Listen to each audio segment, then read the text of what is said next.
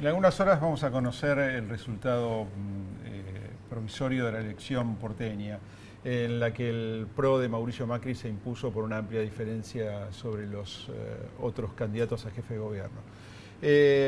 Una elección paralela a esa que tuvo menos prensa que la de jefe de gobierno fue la elección en la legislatura porteña. Ahí también el resultado es bastante similar al de jefe de gobierno. El PRO dobló en votos a la segunda fuerza, que fue ECOS, cuyo candidato fue Roy Cortina, el diputado nacional Roy Cortina. ¿Va a cambiar algo en la legislatura con esta elección? Solamente se puede alterar el tipo de alianzas que pueda implementar el oficialismo siempre y cuando se repitan estos resultados. El PRO no tiene mayoría en la legislatura y ha avanzado en la mayoría de las ocasiones con alianzas y tácticas con el Frente para la Victoria. Eso es lo que podría llegar a cambiar a partir de este momento. En tanto, ECO se posiciona como segunda fuerza en la legislatura, probablemente con alrededor de 15 legisladores. Eso ocurriría porque hay chance de que Recalde quede relegado por Martín Lustó en esta elección que viene. ¿Sería así? Así es, siempre y cuando se repitan estos resultados y ECO siga apareciendo en segundo lugar. Bueno, lo tenemos hoy en el estudio precisamente a Roy Cortina, diputado nacional, candidato a diputado porteño por ECO, y que hizo una buena elección junto con Martín Lustó. Es uno de los pocos, solo hubo dos definiciones internas para la legislatura. Una fue la del Frente para la Victoria, que ganó Carlos Tomá, y la otra fue la de esta fuerza, que es una especie de desprendimiento de UNEN, el espacio de centro-izquierda, que terminó diluyéndose a partir del acuerdo con Macri, entre Macri y el radicalismo de la convención de Gualeguaychú. Le vamos a preguntar a Cortina sobre estas cuestiones y sobre el escenario nacional también. Él es diputado nacional, como decíamos, escenario que conoce y escenario que se alteró precisamente para esta fuerza a partir de la alianza de centro-derecha que terminó privilegiando el radicalismo. Bueno, vamos con él. Vamos con Cortina, nos presentamos.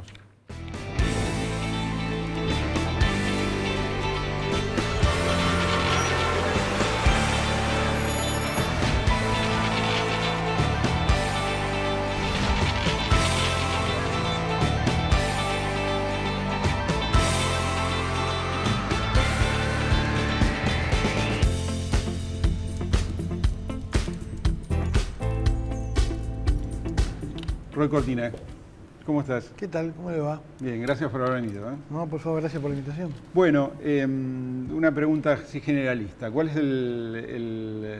qué caracterización haces de la elección de las PASO? ¿Cómo está la ciudad de Buenos Aires después de la elección? No, que no hay que perder de vista que es una elección secuencial, que tiene 3 etapas. Las PASO, las generales y el balotaje. Yo soy un convencido de que va a haber balotaje. Hay casi una tradición sin explicación científica, pero existe, desde que la ciudad es autónoma, de que han existido siempre balotaje. Será porque es un balotaje con todas las de la ley, es decir, no es un balotaje como el que establece la Constitución para las elecciones presidenciales. Tiene que sacar el 50% y no es fácil.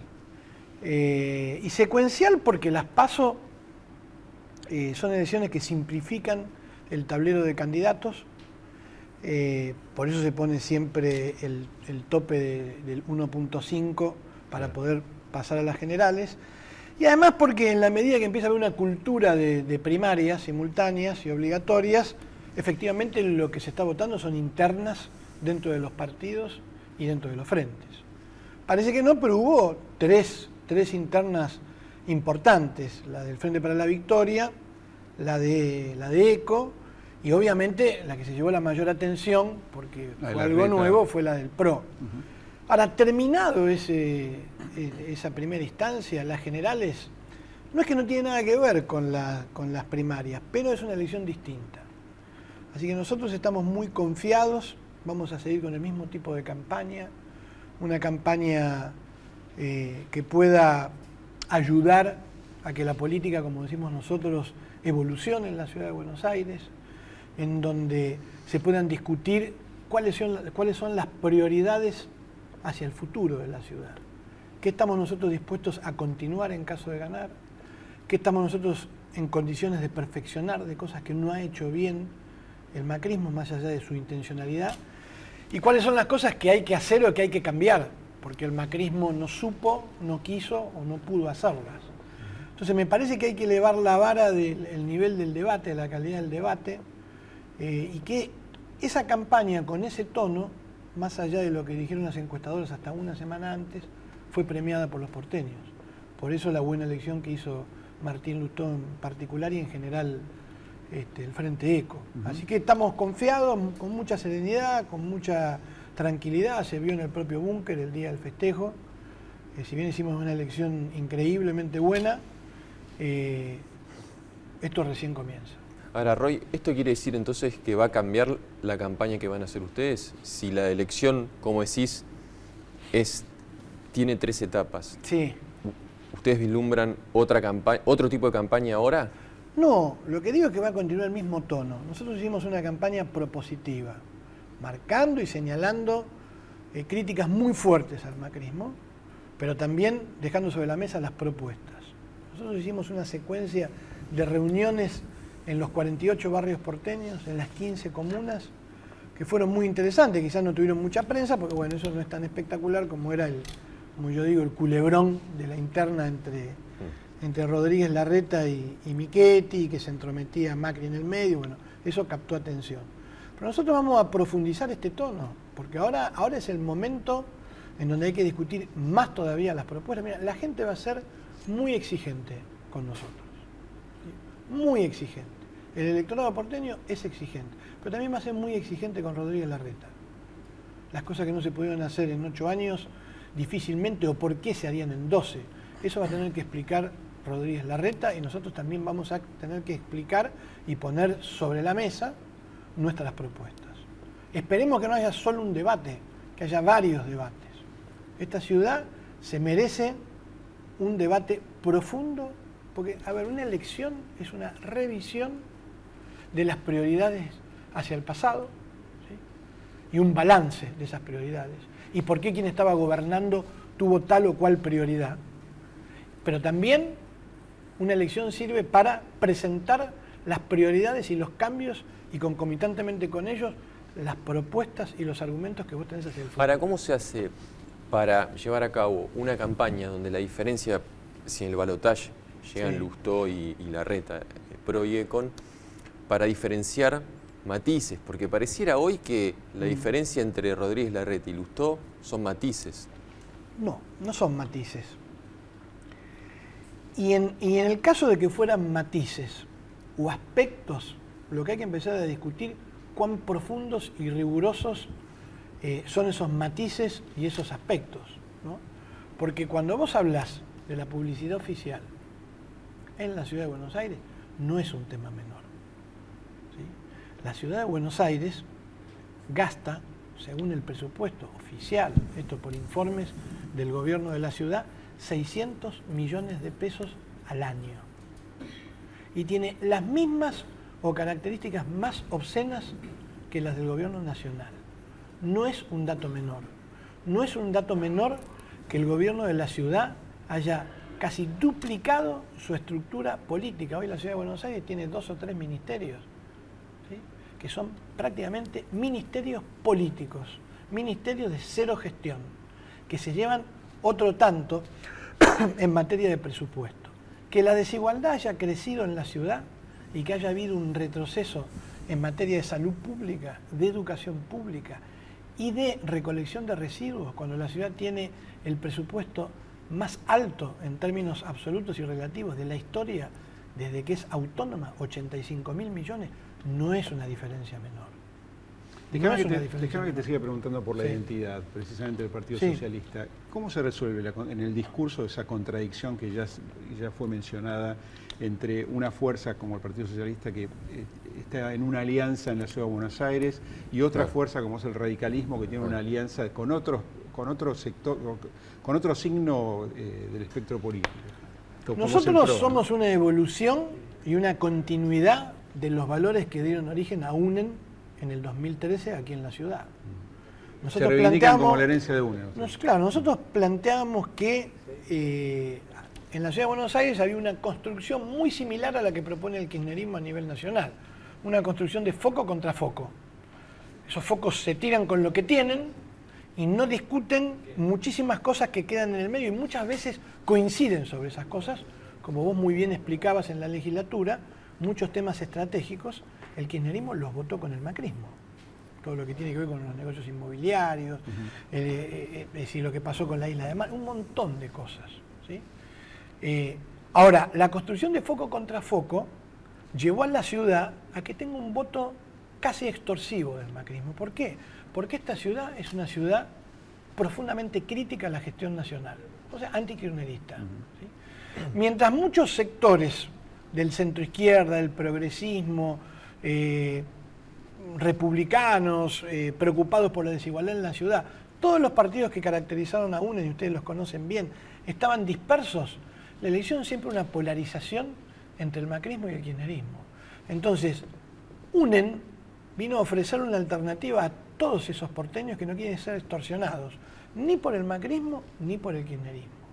Entonces, UNEN cumplió ese primer objetivo. El segundo era que si hacíamos una buena elección, íbamos a ofrecer una alternativa y una alternancia de gobierno al macrismo en el 2015. Muy bien. Luego vino la experiencia fallida cuando se traspoló a nivel nacional lo que después se denominó el FAUNEN, ¿sí? Y las candidaturas fallidas de muchos candidatos y las peleas. Entonces nosotros estamos donde dijimos que íbamos a estar en el 2013. Esta es una elección de la ciudad de Buenos Aires. Cuando a Lustó le preguntan quién es su candidato a presidente, él dice que todavía no lo ha decidido, pero que lo va a elegir entre los 3 candidatos que provienen de UNEN, ¿sí? Y que ahora están en distintas alternativas nacionales, que son Carrió, Sanz y Margarita Stolbizer. Y que los 3 nos apoyan a nosotros. Bueno, pero Carrió y Sanz están con Macri. Sí, pero nacionalmente. Claro. Sí. Bueno, la nuestra es una elección. A ver, a mí me interesa mucho porque esa es una pregunta que está perfecto que la haga el periodismo, porque la hace el periodismo, la hacen los expertos. Natural, sí. Ahora, vos sabés que no está naturalizado en la gente. Yo te invitaría un día de recorrido de campaña por las distintas mesas, a ver si la gente nos pregunta cuán homogéneo es el tablero político de la Argentina como para que no entienda cómo una presidenta de la nación puede fustigar por cadena nacional a uno de sus candidatos y al principal gobernador de la Argentina. No me pregunta por qué Macri ahora es uno de los candidatos fuertes a presidente cuando hace 1 año y medio apoyaba nada menos que a Massa y nada menos que en la provincia, ¿sí? Y no nos pregunta a nosotros por la cuestión nacional, porque esta es una elección de la ciudad. Si vos me decís cómo está conformado ECO, yo te lo respondo muy fácilmente. ECO está conformado por aquellos que no coinciden y no tienen nada que ver con el macrismo en la ciudad, o son críticos, mejor dicho, de la gestión del macrismo en la ciudad, y por aquellos que también somos críticos de la gestión del macrismo en la ciudad y también somos críticos del camino que ofrece el macrismo a nivel nacional. Vos me dirás cuál es el punto de coincidencia, la ciudad. ¿Por qué esto es posible? Porque la elección es desdoblada. Es fácilmente explicable. Tenemos coincidencias a nivel de la ciudad. Lo que haga Carrió a nivel nacional es un problema de la órbita nacional.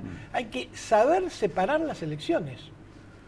Y además hay que entender que no somos un país como Inglaterra, como Estados Unidos, como otros países que tienen un sistema prácticamente bipartidario. Y así todo, vos tenés diferencias en un escenario político de una primaria en Estados Unidos. Vos ves que un candidato a senador apoya a un candidato a presidente que después en el estado de al lado, en la primaria siguiente, no lo apoya. Y a nivel nacional, bueno. ¿Vos decís que esto va a ser una tendencia entonces? ¿Esto puede ser una tendencia en la política local? Mira, mientras el sistema de cada vez más autónoma y cada vez con sus propias reglas. Por un lado es bueno.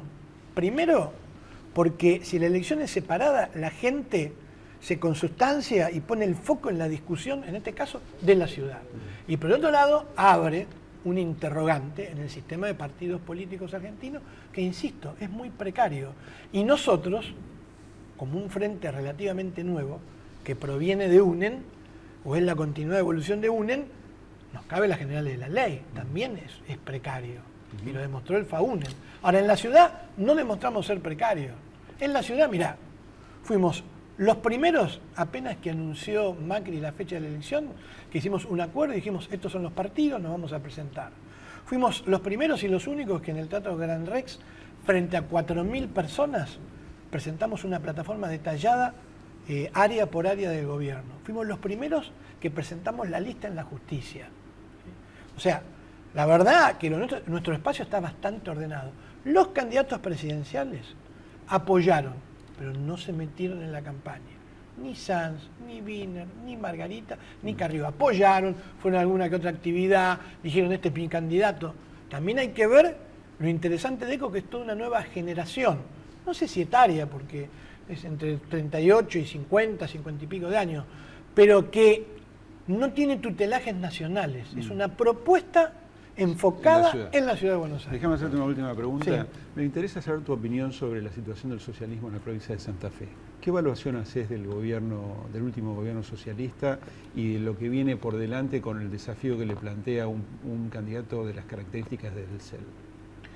A mí me parece que en primer lugar el socialismo no gobierna desde hace poco, gobierna la ciudad de Rosario desde hace más de 24 años y 8 años se van a cumplir en diciembre de que gobierna Santa Fe. Es una rara avis de la política, sana. ¿Por qué?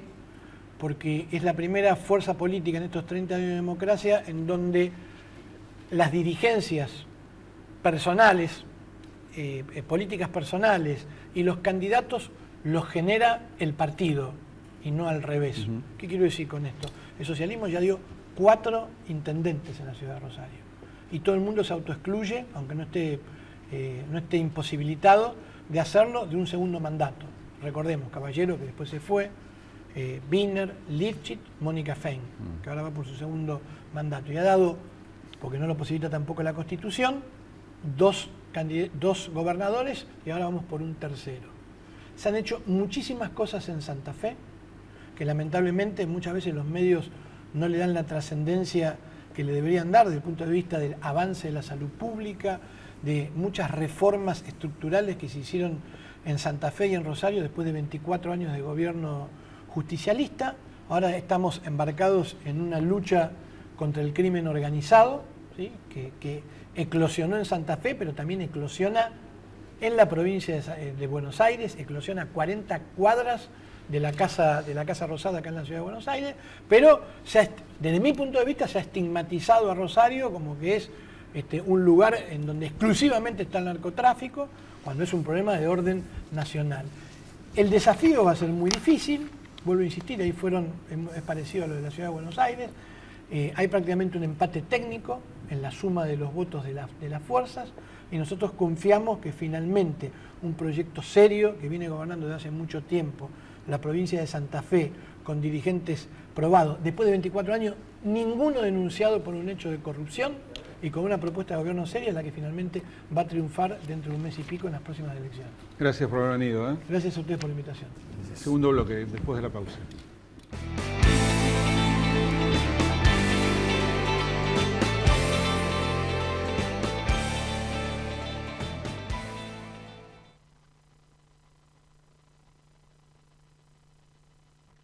Crecer es brindar oportunidades.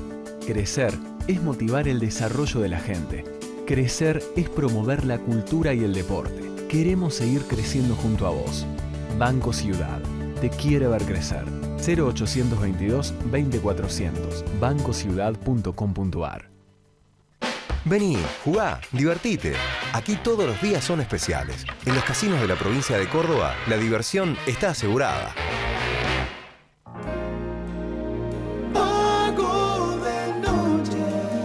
Paga de noche.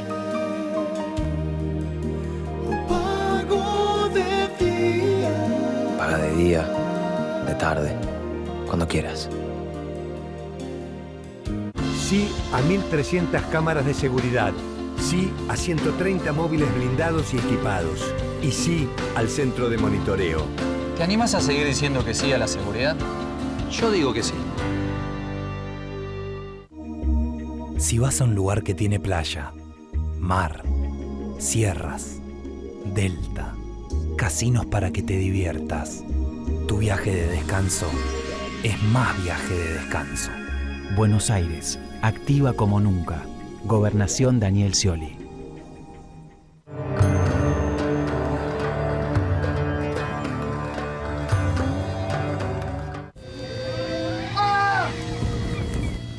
¡Mamá! Te puede pasar. Asegura tus instrumentos musicales contra robo y todo riesgo. Acércate a Provincia Seguros, una empresa del Grupo Provincia. Buenos Aires, activa como nunca. Gobernación Daniel Scioli. Red Social WOCRA. Compromiso solidario en beneficio del trabajador constructor.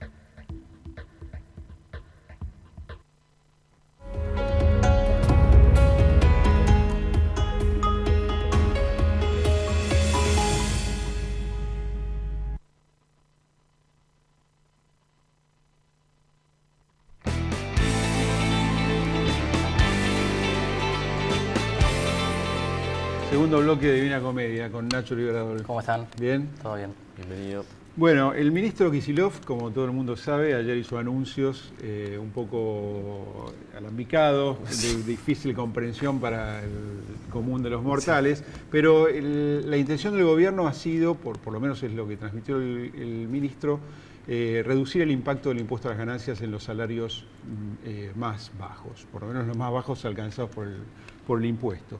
De cara, aclaremos, a una negociación salarial con los sindicatos que están amenazando. Precisamente, el análisis que se hizo de este anuncio del gobierno tiene que ver con la presión que le metieron los gremios al gobierno, al punto que le generó una discusión política interna sobre la discusión salarial y la apertura de las paritarias, a la que el gobierno le quiere poner un techo, el 25%. 24-25%. La discusión no lleva a lo que estuviste trabajando, Nacho, tiene que ver con el comportamiento del salario en los últimos años en la Argentina en relación a las altas tasas de inflación. Hay quienes dicen que el último año el salario perdió más de 5 puntos, el salario real, ¿no?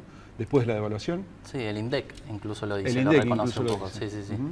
El tema es que haya hablado, una de las cosas que más destacaban ayer es que hablara de los salarios mayores a 15.000 pesos como los que percibían las clases privilegiadas de la Argentina, ¿no? Como, llama la atención. Claro, que de hecho es verdad porque es el 11% de toda la masa salarial, pero muestra un poco el deterioro que tuvo el salario o la situación de los sueldos que hay en la Argentina. Lo primero que hay que decir entonces es que el 89% de los asalariados cobra menos de 15.000 pesos. Sí.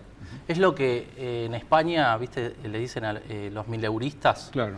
Más o menos convirtiéndolo a euro o blue, da eso. O sea, tenemos la población económicamente activa, casi el 90% mileuristas. Sí, que en realidad en España es el 70% gana más de 1.000 euros en este momento. Pero bueno, acá en la Argentina es solo el 11%. Y sin los servicios públicos de España, ¿no? ¿no? Sí, claramente. Sí. Y después, bueno, comparando con los salarios promedio de la región, también estamos muy abajo y es un poco por eso que decías de la evolución que tienen los salarios con respecto a la inflación. La Argentina está quedando muy por debajo. Si bien siempre Cristina habla del salario mínimo, en realidad el salario promedio de la Argentina está cerca de los $550 y los de Brasil y Chile están entre los 600 y 700 dólares ya. Tenemos unas placas sobre cómo fue la evolución del salario de la inflación desde el 2012 para acá, ¿verdad? Sí. Bueno, lo que se vio, son datos del INDEC los que tomamos nosotros. Son datos o sea, oficiales. No es que, sí, por eso vas a ver que hay algunas cosas curiosas, pero porque de hecho es una estadística que las consultoras ya identifican como que tiene alguna manipulación. Ahí vemos una línea punteada, una línea roja. Sí, la roja es la inflación. Sí. La marrón son los salarios informales, que esa es la que cuestionan un poco a las consultoras porque significa que a partir de la devaluación el año pasado los salarios informales repuntaron un 40%. Es la que tiene mejor comportamiento en el gráfico, ¿no? Sí, pero lo bueno, o lo interesante, digamos, es que está reconociendo una caída de los salarios privados registrados y de los salarios públicos. Claro. O sea que en otra placa que tenemos también ahí mostramos cómo evolucionaron en este último tiempo, que es hubo un aumento de la inflación que supera el 100%, o llega al 120% más o menos en estos últimos 3 años. Que es la columna que está más a la derecha. Sí. La colorada. La última. Sí. Y bueno, los salarios públicos, que es la verde, y los salarios privados formales, que es la azul, quedaron muy por abajo. Eso explica que el promedio también haya quedado por abajo. Y solo los salarios informales como ¿Cómo decíamos, se entiende están este arriba. crecimiento de los salarios informales que algunos cuestionan? No hay explicación en realidad. O sea, no puede haberse dado jamás. Esto tiene que ver con las distorsiones que Sí. se le conocen al INDEC. Es el Para la última coeficiente. placa, Ignacio, es el promedio de los últimos 3 años. Sí, Y, exactamente. y debe estar casi todo, ahí la estamos viendo de vuelta en pantalla. Eso Pues debe es el estar acumulado, el la variación acumulado. porcentual en los últimos 3 años. Bastante de eso debe estar explicado por lo que sucedió en 2014, imagino, ¿no? Totalmente, sí. De hecho, en la primera, Claro, en el primer es lo gráfico que se se ve. veía eso, que es a partir de la devaluación. Donde Es lo que, el principal golpe al salario. claro, es lo que explica las demandas que se están dando en este momento en todos los frentes, o sea, en las clases bajas, medias y altas. Claro. Y que el gobierno obviamente va a estar más interesado en, más cerca de las elecciones, Sí, en recomponer el salario de las clases más bajas. Gracias, Nacho. bien. Gracias. Anatomía y Muy cerramos claro. el programa.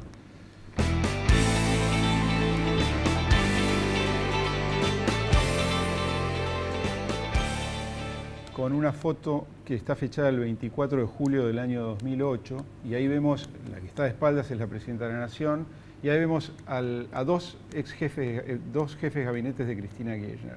El saliente, Alberto Fernández, y el entrante en ese momento, Sergio Massa. Esto fue inmediatamente después del conflicto con el campo, cuando el gobierno quería relanzarse, rejuvenecerse de alguna manera. Massa duró 1 año en el cargo nada más, las ambiciones que tenía le duraron poco. Alberto Fernández y Massa coinciden en el Frente Renovador. Pero ¿por qué esta foto? Porque en las últimas semanas, en el último mes en realidad, Alberto Fernández, que había trabajado con Massa en la elección de 2013 para diputado nacional, se abrió del comité de campaña de Massa por diferencias con el candidato que tienen que ver con el discurso. Alberto estaba reclamando que el discurso de Massa se endureciera un poco más con la presidenta Cristina Kirchner, cuando Massa lo que propicia es esa idea de avenida del medio por la que va su discurso. Sí, muy interesante el eslogan de los afiches nuevos de Massa, el cambio justo, ¿no? Sí. El cambio justo, ¿no? Como diciendo ni pro ni frente para la Ni victoria. kirchnerismo. Es ¿no? esa avenida en la que se está tratando de ubicar el candidato. Bueno, nos vemos la semana que viene. Gracias.